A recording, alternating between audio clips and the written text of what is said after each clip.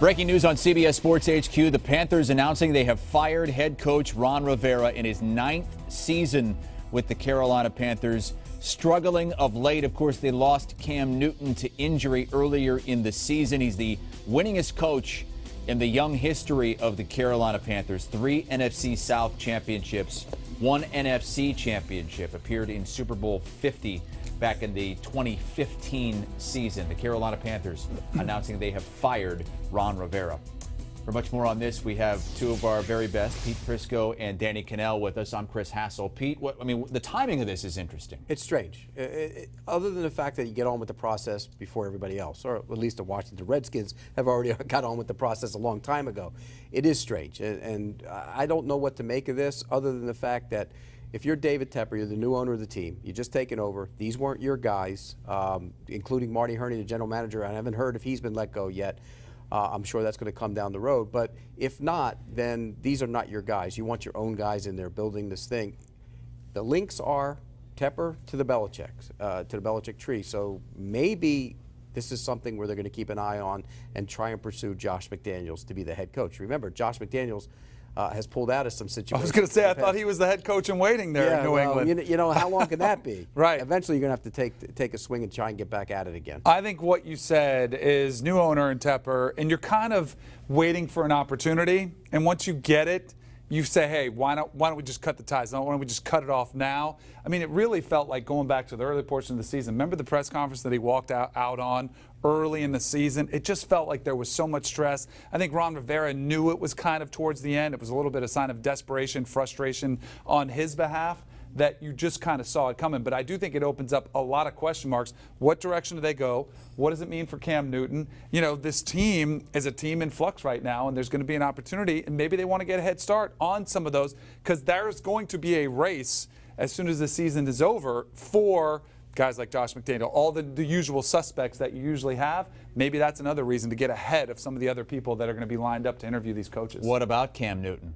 I mean, what do you do? This certainly seems like they're going to go in a totally different direction with this franchise. I wouldn't be so quick with that. He's cheap for next year. And if the current regime had stayed there, not just Ron Rivera, Marty Herney, and others, I think that they would have kept Cam Newton at that price.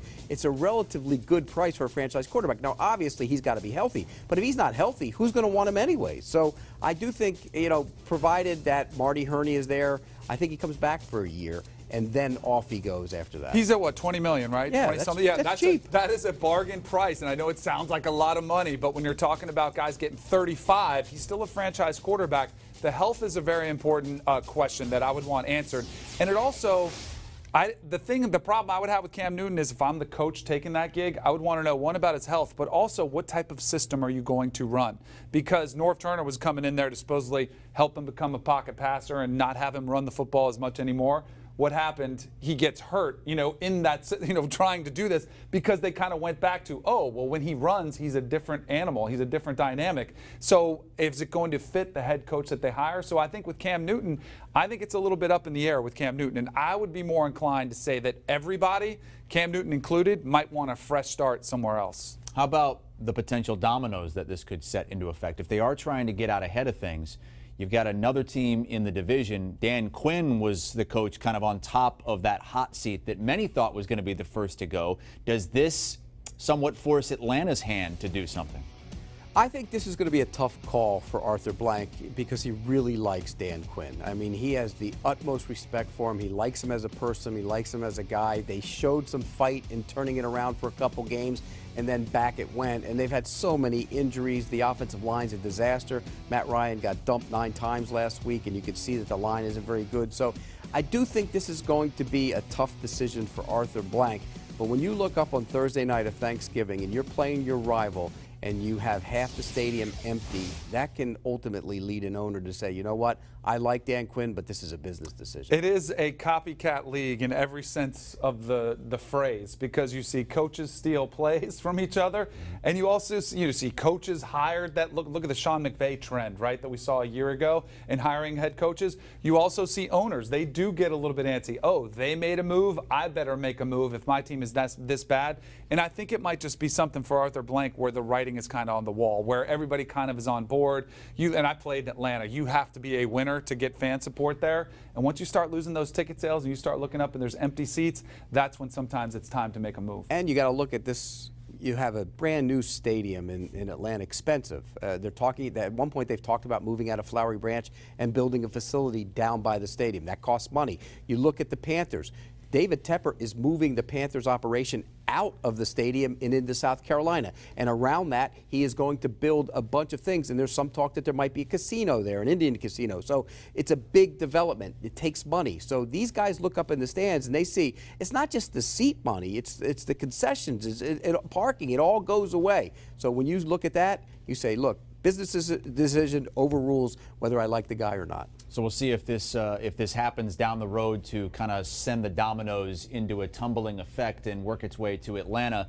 But as for Carolina, I mean, you've got Christian McCaffrey, maybe the best running back in the game. You've got a decision to make about Cam Newton. What kind of coach would be a good fit with this team in that division?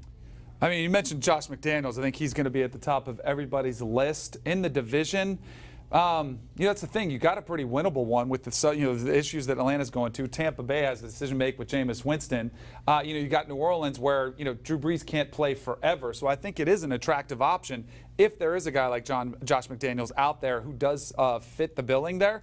I think that could be an attractive option. It's interesting because Tepper was part owner of the Steelers, so he's watched the Steelers be patient with coaches over the years, and here he is.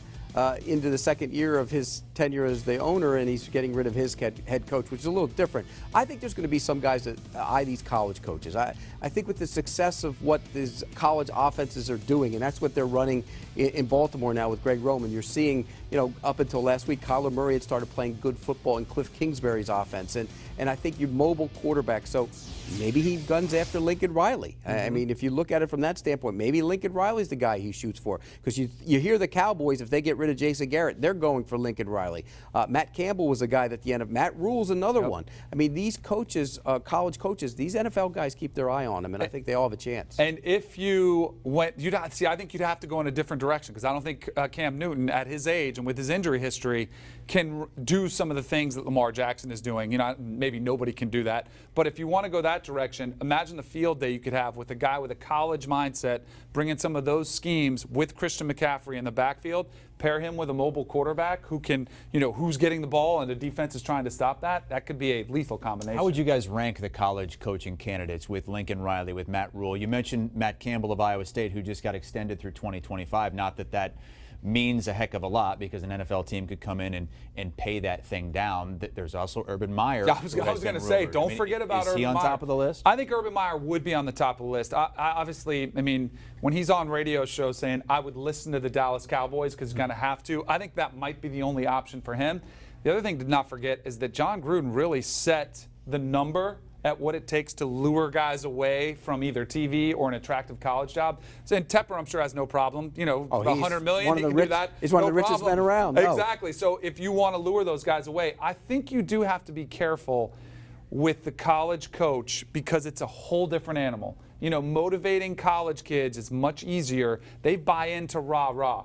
NFL guys, they want to hear the why. They want more of a business-like approach. So you've got to get somebody that has the right mental makeup to deal with professional athletes versus college athletes. We've seen some failures, spectacular. Oh, yeah. Saban didn't work. Spurrier didn't work. There's been a long list, and there have been some successes too. Matt Rule is a guy who's had experience with the Giants. He's been in the NFL. I think he's the type of attitude, motivator, mindset that would translate without question. Somebody asked me in Jacksonville the other day, if they fire Marone, which they will do, who would you go hire? Matt Rule would be the guy I would go hire. I think what he's done in Baylor is phenomenal. He has the right temperament. He has NFL experience. And remember, the Jets were going to hire him last year. They were going to force the offensive coordinator on him, which is why he backed out. I think he would make sense in a lot of spots, Carolina being one of them. You mentioned the rah-rah whole thing.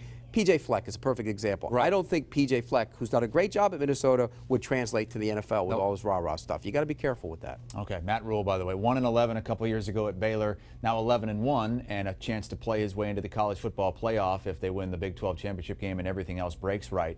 We've talked all this about Cam Newton and the decision to make. We have not hit on Kyle Allen, the quarterback that started off so hot for Carolina, but they've lost 4 in a row. Have you already decided, guys, that he can't be the quarterback of the future, that you would have to go in another direction if it's not Cam Newton? I have. You're done with him. I think he's a good, serviceable quarterback. He's a backup quarterback in the NFL. But I think you let him compete. Like, why not let him compete for the job? You leave him in there this season. You let him compete, but you have to have another play. I don't think Will Greer's the answer either. No, in Carolina. I don't either. So I think you have to have a better plan, and that's where it comes into. Are you going to draft another quarterback and start over and have 3 really young quarterbacks without any experience? Do you go with? I think Nick Foles is going to be on the market from Jacksonville. It's going to be hard to trade him unless you give up a draft pick for some money. They should have never put him back on the field. No. The Jaguars shouldn't have. They should have just let Gardner Minshew run the season But Danny, his cap number mandates that if you're going to get rid of him, you have to give up like a Brock Osweiler draft pick to somebody to take that money off your hands. But is Nick Foles the answer? He's not the answer for this team. I don't think. I was just trying to give an example of somebody like that. But you mentioned Nick Foles. These are the guys that are going to be out there. Marcus Mariota. He's not the answer. But wouldn't you think he could be okay to compete with those guys and see if he? I'm a big believer in all you're doing is delaying the inevitable when you do that. You may as well just play Kyle Allen. But you probably thought that Ryan Tannehill was delaying the inevitable. And he still might be. Right. He still might be. He's playing pretty well, but he still might be. Another job. I think you have to be careful with that. Like, for example, Tampa Bay, Jameis Winston, what do? Is he going to come back? If he doesn't come back, he's better than what they have in Carolina. And he might be an option to bring into Carolina. Yeah, that would make some sense if he's out there on the market. Kyle Allen is not the long-term answer. Let's be real. He's a nice story. He's a good, serviceable player. But as far as the quarterback who can put you over the top, that isn't him. Interesting that you would compare him to somebody that was also 5-1. Ryan Tannehill, 5-1 as a starter this year for the Titans. Kyle Allen, I believe, started 5-1 this season for the Carolina Panthers. I'll give you another name, Chris. What about Jacoby Brissett? He's going to be. He hasn't played very well the last 3 weeks either, though. Right. And the latest mock draft, Brian Wilson has the Colts taking quarterback Justin Herbert in the first round because Brissett is coming up. This is a statement from the Carolina Panthers, who have announced that they fired Ron Rivera. This is from David Tepper, the owner. I believe this is the best decision for the long-term success of our team. I have a great deal of respect for Ron and the contributions he's made to this franchise and to this community. Goes on to say, I wish him the best. I will immediately begin the search for the next head coach of the Carolina Panthers.